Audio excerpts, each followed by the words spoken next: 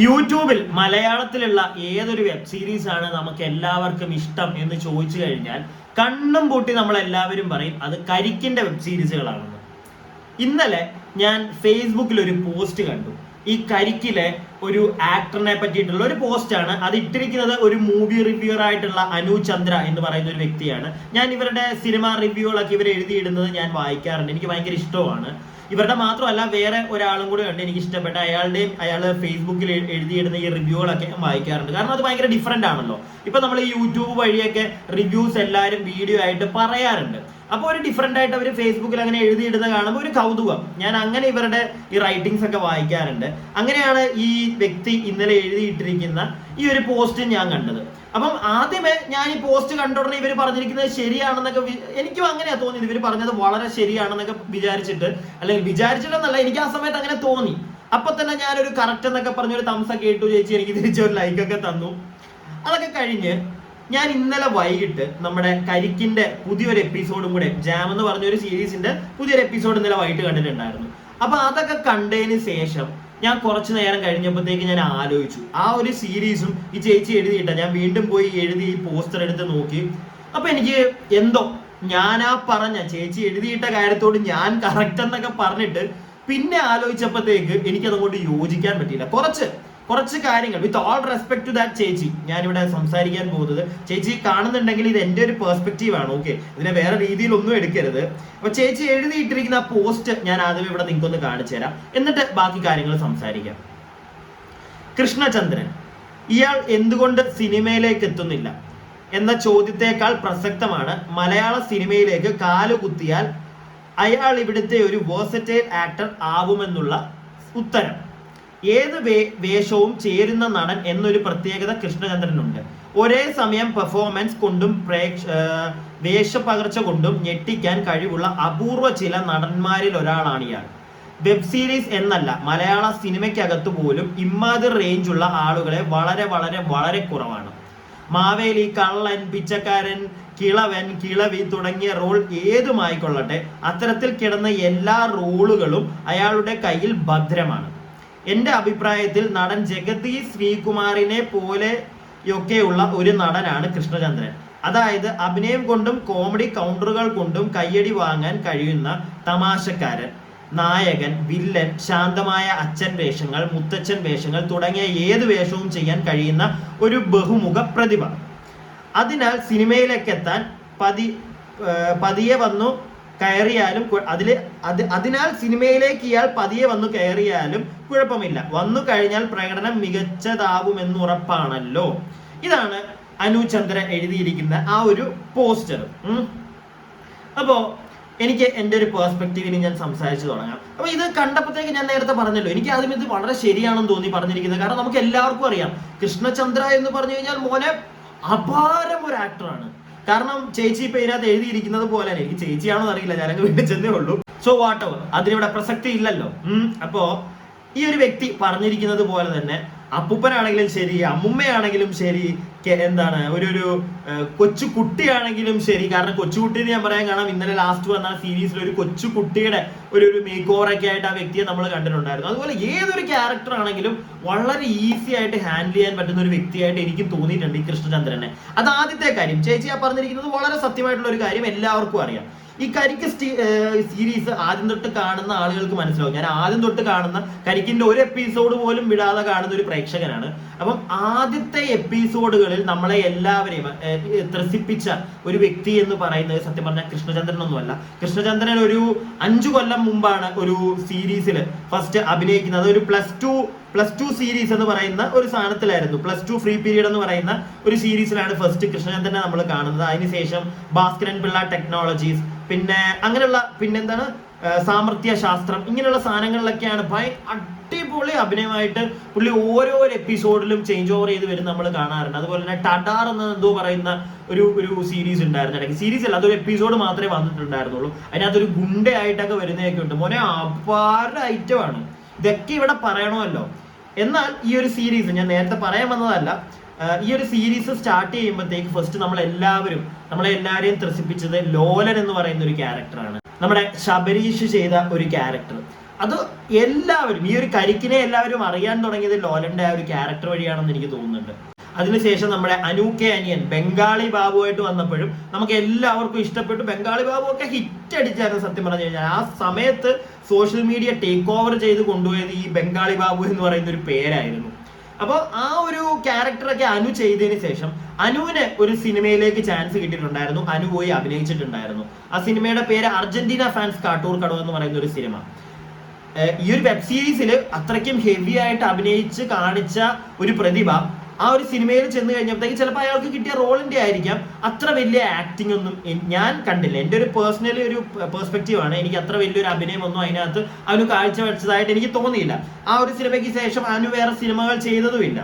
ഈ ലാസ്റ്റ് ഇറങ്ങിയ ഈ സാമർത്ഥ്യശാസ്ത്രം എന്ന് പറയുന്ന ആ ഒരു സീരീസിലൊക്കെ അഭിനയിച്ച ഒരു ചേട്ടൻ ഇപ്പൊ ലാസ്റ്റ് നമ്മുടെ, എനിക്ക് ആ പുള്ളിയുടെ പേര് ഞാൻ മറന്നുപോയി, ആ പുള്ളി ഇപ്പൊ ലാസ്റ്റ് ഇറങ്ങിയ ആന്റണി വർഗീസിന്റെ പടത്തിൽ കൊണ്ടൽ എന്ന് പറയുന്ന സിനിമയിലൊക്കെ അഭിനയിച്ചിട്ടുണ്ട്.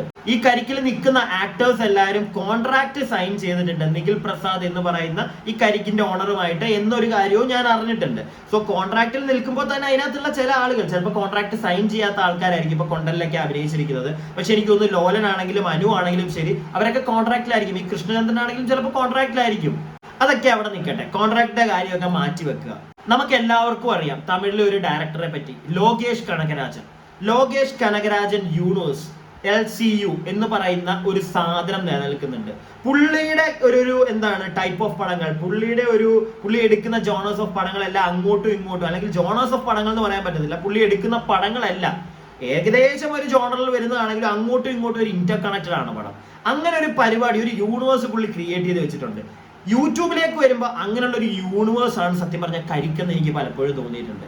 കാരണം അവർ അതിനകത്ത് നിന്ന് കാണിക്കുന്ന പല പരിപാടികൾ അത് ഇവിടെ പല സിനിമകളിൽ പോലും കാണാറില്ല. നമ്മൾ അവരുണ്ടാക്കിയെടുത്ത ഒരു സ്റ്റാർഡം, ഒരു വാല്യൂ അത് പല സിനിമകൾക്കും ഇവിടെ കിട്ടാറില്ല. എന്തിനധികം പറയുന്നു, ചില സിനിമയിലെ അഭിനയിക്കുന്ന ആളുകൾ പോലും കരിക്കിനകത്ത് വന്ന് അഭിനയിച്ചു പോകുന്നത് നമ്മൾ കണ്ടിട്ടുണ്ട്. ചില നായികമാർ, ഞാൻ പറയട്ടെ, രജീഷ വിജയൻ വന്നിട്ടുണ്ട് ചെറിയൊരു ഇതില് പ്രൊമോഷനൊക്കെ ആയിട്ട് വരുന്നതാണ്. പിന്നെ പ്രയാഗ മാർട്ടിൻ വന്നിട്ടുണ്ട്. ഒരു സീരീസ് മൊത്തം അഭിനയിക്കാനായിട്ട് അന്നു ആന്റണി എന്ന് പറയുന്ന ഒരു ആക്ട്രസ് വരെ വന്നിട്ടുണ്ട് കരിക്കിനകത്ത്.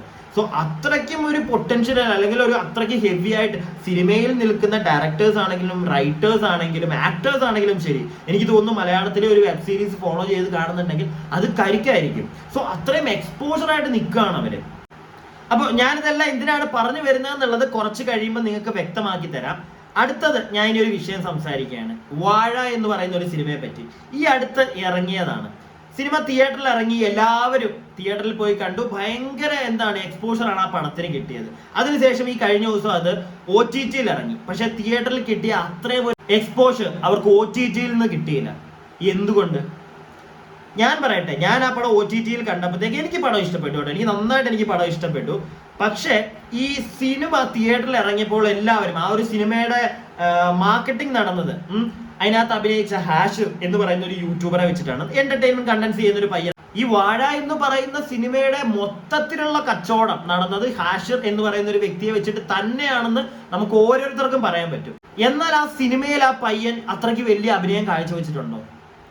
എനിക്ക് തോന്നിയിട്ടില്ല. ഇതെന്റെ പേഴ്സണൽ അഭിപ്രായം. എനിക്ക് അത്ര വലുതായിട്ടും തോന്നിയില്ല. ഞാനത് OTT കണ്ടുകൊണ്ടാണോ എന്ന് എനിക്കറിയില്ല. എനിക്ക് അത്ര വലിയ അഭിനയം, അതിനേക്കാട്ടിലും നന്നായിട്ട് അഭിനയിച്ചിട്ടുണ്ട് അതിനകത്ത് മൂസ എന്ന് പറയുന്ന ക്യാരക്ടർ ചെയ്ത ജോയ്മോൻ ജ്യോതിർ എന്ന് പറയുന്ന വ്യക്തി, അതുപോലെ തന്നെ വിഷ്ണു എന്ന ക്യാരക്ടർ ചെയ്ത അമിത്. എനിക്ക് ഇവരെയൊക്കെയാണ് കൂടുതൽ ഇഷ്ടപ്പെട്ടത്. മൂസ എന്ന് പറയുന്ന ക്യാരക്ടർ ചെയ്ത വ്യക്തിയൊക്കെ നമ്മുടെ, എനിക്ക് തോന്നുന്നു മറ്റേ ഗുരുവായൂരമ്പലം നടയിൽ എന്ന് പറയുന്ന സിനിമയിലും ഒക്കെ ഉണ്ട്. എന്ത് അടിപൊളിയായിട്ടാണ് ചെയ്തിരിക്കുന്നത്. പുള്ളിയൊക്കെ എന്തുകൊണ്ടാരും പ്രശംസിക്കുന്നത് ഞാൻ കണ്ടില്ല. എല്ലാവരും ഹാഷിറിന്റെ പുറകെ പോകുന്നു. അത് ബുദ്ധിപൂർവമായിട്ടുള്ള ഒരു മാർക്കറ്റിംഗ്, ഓൺലൈൻ വഴിയുള്ള ഒരു മാർക്കറ്റിംഗ് കളി. കുറച്ചു പേർക്കെങ്കിലും അത് മനസ്സിലായെന്ന് ഞാൻ വിശ്വസിക്കുന്നു. വലിയ സ്ക്രീനിലേക്ക് വന്നപ്പോഴത്തേക്ക് എനിക്ക് തോന്നുന്നില്ല, OTT കണ്ടപ്പോൾ പോലും എനിക്ക് അത്രയ്ക്ക് അങ്ങോട്ട് ഇഷ്ടപ്പെട്ടില്ല ഹാഷിറിന്റെയൊക്കെ അഭിനയം. സെയിം ഏതാണ്ട് യൂട്യൂബിൽ ഷോർട്സിൽ കണ്ടിരിക്കുന്ന സാധനമൊക്കെ തന്നെ. അപ്പോൾ വലിയ സ്ക്രീനിലും അതൊക്കെ തന്നെ പ്രതീക്ഷിച്ചാൽ മതി. ഇതൊക്കെ സത്യം പറഞ്ഞാൽ അറിഞ്ഞ് കളിക്കുന്ന ഒരു ടീമാണ് കരിക്കിലെ ആളുകൾ എന്ന് വിശ്വസിക്കുന്ന ഒരാളാണ് ഞാൻ. കാരണം അവർക്കറിയാം അവർ ചെയ്യുന്ന പല ക്യാരക്ടേഴ്സും എല്ലാം, ഇപ്പം ഈ കൃഷ്ണചന്ദ്രന്റെ ഒക്കെ കാര്യം എല്ലാം ചെയ്യാൻ പറ്റുന്നുണ്ട്. പക്ഷെ വലിയ സ്ക്രീനിൽ വരുമ്പോൾ ഈ യൂട്യൂബിൽ ചെയ്ത് നമുക്ക് ഇഷ്ടപ്പെടുന്ന സാധനം പോലെ തന്നെ ഇഷ്ടപ്പെടണം എന്നുള്ള ഒരു സാധനം നമുക്ക് പറയാൻ പറ്റില്ല ചേച്ചി. അനു എന്ന് പറയുന്ന വ്യക്തിയോടാണ് നമുക്ക് ചിലപ്പോൾ അത്രയ്ക്ക് ഇഷ്ടപ്പെടണമെന്നില്ല. അങ്ങനെ ഒരു സത്യാവസ്ഥയുണ്ട്. എല്ലാം പോവുക, എല്ലാം വിട്ട് കളയുക. നമ്മുടെ ലാലേട്ടൻ മമ്മൂക്കയൊക്കെ വലിയ സ്ക്രീനിൽ വന്ന് കാണുമ്പോഴത്തേക്ക് നമുക്ക് ഇഷ്ടമാണ്. OTT അവരുടെ പടങ്ങൾ കാണുമ്പോൾ നമുക്ക് ഇഷ്ടമാണ്. മനസ്സിലായില്ലേ?